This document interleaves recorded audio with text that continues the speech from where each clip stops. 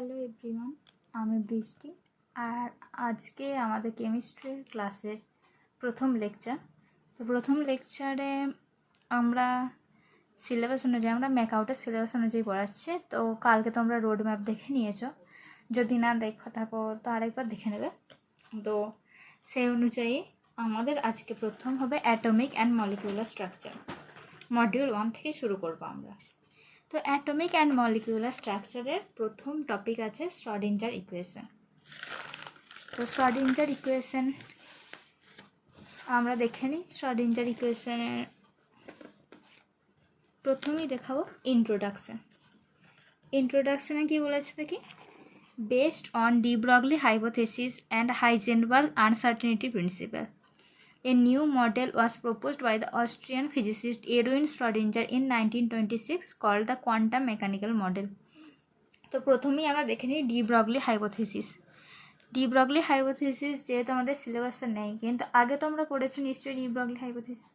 তবুও আমি আরেকবার বলে দিই যে de Broglie hypothesis, de Broglie কি বলেছে যে কোনো মুভিং পার্টিকেল, যেমন ইলেকট্রন, যে কোনো মুভিং পার্টিকেলের ডুয়াল নেচার শো করে। কারণ ওয়েভ নেচার আর পার্টিকেল নেচার, তো ডুয়াল নেচার শো করছে।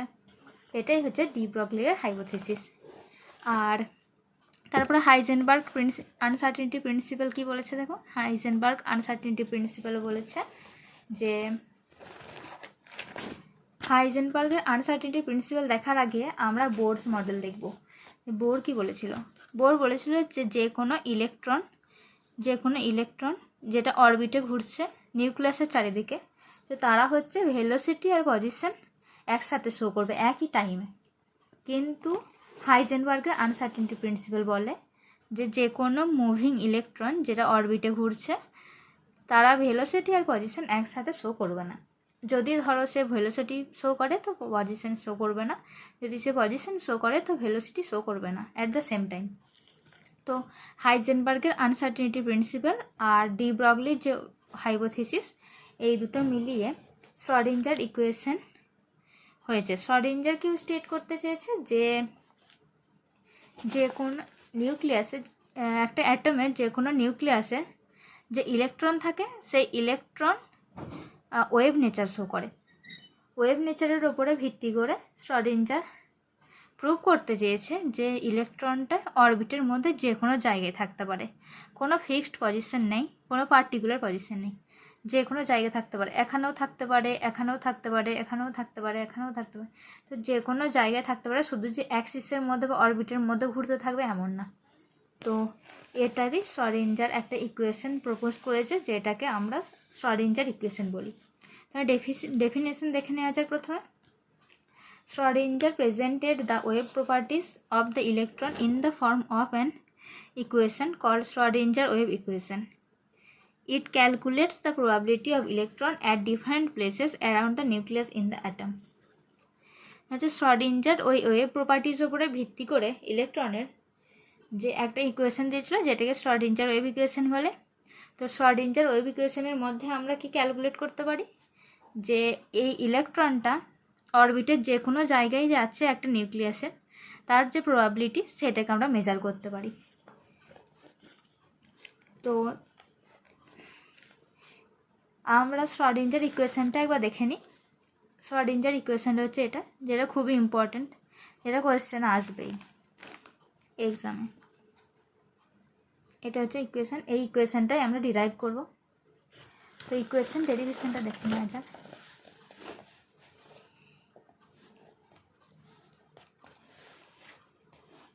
হ্যাঁ, তো ইকুয়েশন ডেরিভেশন হচ্ছে এনার্জি ইকুয়ালস টু, আমরা জানি kinetic energy plus potential energy, আর কাইনেটিক এনার্জি ইকুয়ালস টু হচ্ছে হাফ mv স্কোয়ার, আর পোটেনশিয়াল এনার্জিকে আমরা ভি বলতে পারি। তো half mv square plus V. এখানে এম কি, এখানে এম হচ্ছে mass of the object, V হচ্ছে স্পিড অফ দ্য অবজেক্ট। তারপরে kinetic energy can be represented in the following way. Kinetic এনার্জিকে আমরা এভাবেও রিপ্রেজেন্ট করতে পারি, half mv square equals to half into m, মানে ওপরে আর নিচে এম দিয়ে আমরা গুণ করেছি, ঠিক আছে। তো আমরা যদি এম কেটেও যাই তাহলে কিছু যায় আসে না, তো এটা mv স্কোয়ারই থাকবে। তো এটা আমরা সুবিধার জন্য আমরা উপর নিচে একটা করে এম দিয়ে গুণ করেছি। তো এটা হয়ে যাচ্ছে হাফ mv তার হোল স্কোয়ার বাই এম। আর এটা তারপরে half M V square equals to m V square by 2m, এই 2টা এখানে গুণ হয়ে যাচ্ছে দিয়ে 2m হয়ে যাচ্ছে, এটা 2 নম্বর। তাহলে substituting the value of m v into the de Broglie equation, m v equals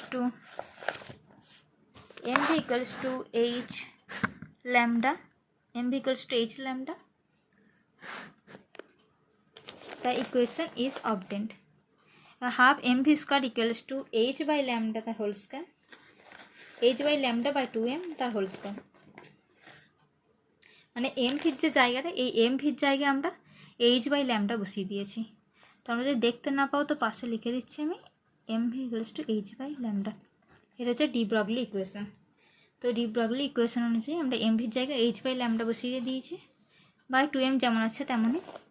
তারপরে এইচ স্কোয়ার ল্যামডা স্কোয়ারটা নিচে নেমে গেল, তো 2 ল্যামডা স্কোয়ার ইন্টু এম, এটা 3 নম্বর দিয়ে দিয়েছি আমরা। তারপরে হচ্ছে putting the value of equation 3 into 1, equation যে 3টা আছে এটা ইকুয়েশন 1-এ বসিয়ে দেবো হাফ এম ভি স্কোয়ারের জায়গায়। আচ্ছা, ইকুয়েশন 1 এই হাফ এম ভি স্কোয়ারের জায়গায় হাফ এম ভি স্কোয়ারের যে এটা বসিয়ে দেবো। তাহলে কি হয়ে যাবে, E equals to H square বা 2 pi square M plus V.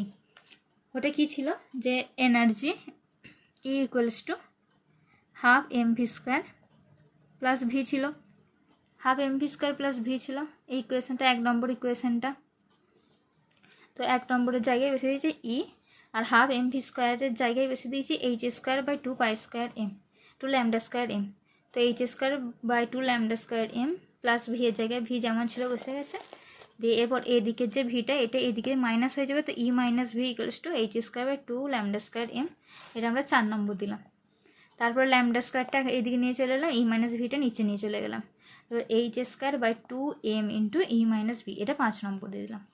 তো an electron that moves with wave speed, for this the wave motion equation in the X direction can be written as, মানে ধরো যদি হচ্ছে একটা অ্যাটমের মধ্যে একটা electron আছে, এই ইলেকট্রনটা এক্স অ্যাক্সিসে যাচ্ছে, এক্স অ্যাক্সিসে, তো এক্স অ্যাক্সিসে গেলে হচ্ছে এই ইকুয়েশনটা শো করবে, del square psi by del X square plus 4 pi square psi by lambda square equals to 0, যেটাকে আমরা 6 নম্বর দিয়েছি। তো substituting the value of lambda square from equation 5 into equation 6, তো ইকুয়েশন 6 এটা আছে আর ইকুয়েশন 5 এটা আছে। তো ল্যামডা স্কোয়ারের যে মানটা, এই ল্যামডা স্কোয়ারের যে মানটা সেটা আমরা এই ইকুয়েশনে বসিয়ে দিচ্ছি ল্যামডা স্কোয়ারের জায়গায়। তো ল্যামডা স্কোয়ারের মান কী ছিল দেখো, del square psi by del X square plus 4 pi square psi যেমন আছে তেমন বসিয়ে দিলাম আমরা। দেন ল্যামডা স্কোয়ারের যে মানটা ছিল H square by 2m into E minus V, ওটা বসিয়ে দিলাম। এইচ স্কোয়ার বাই 2m, এটা যেহেতু বাই নিচে আছে তো এটা যখন হবে এটা তো উল্টে যাবে, 2m বাই এইচ স্কোয়ার হবে, আর ই মাইনাস ভিটা নিচে ছিল এটা উপরে হয়ে যাবে, তো ই মাইনাস ভিটা যেটা নিচে ছিল সেটা উপরে হয়ে যাবে, ই মাইনাস ভি ইকুয়ালস টু 0। তারপরে এই 2 ইন্টু 4 এটা এক কাছে নিয়ে চলে আসবে, এরপর আমরা del square psi by del X square plus 4 pi square into 2m by H square E minus V, আর যে সাইড আছে এটা বাইরে নিয়ে চলে এসেছি সাই ইকুয়ালস টু 0। তো আমরা এটা 4 আর 2 আছে এই দুটো গুণ করে দিই, del square psi by del X square plus 8 pi square M by H square into E minus V, psi যেমন ছিল ইকুয়ালস টু 0, এটা আমরা 7 নাম্বার দিয়ে দিয়েছি। এক্স অ্যাক্সিসের জন্য বেরিয়েছে আর ওয়াই অ্যাক্সিসের জন্য সেম বেরোবে, শুধু এক্সের জায়গায় ওয়াই হয়ে যাবে, del square psi by del Y square plus 8 pi square M by H square, 8 pi square M by H square E minus V into psi equals to 0। আর জেড অ্যাক্সিসের জন্য সেম হয়ে যাবে, del square psi by del Z square plus 8 pi square M by H square E minus V into psi equals to 0। তো আমরা তিনটে ইকুয়েশনকে একসাথে নিয়ে এসে যোগ করে দিয়েছি, del square psi by del X square plus del square psi by del Y square plus del square psi by del Z square plus 8 pi square M by H square E minus V into psi equals to 0। এটাই হচ্ছে Schrodinger equation.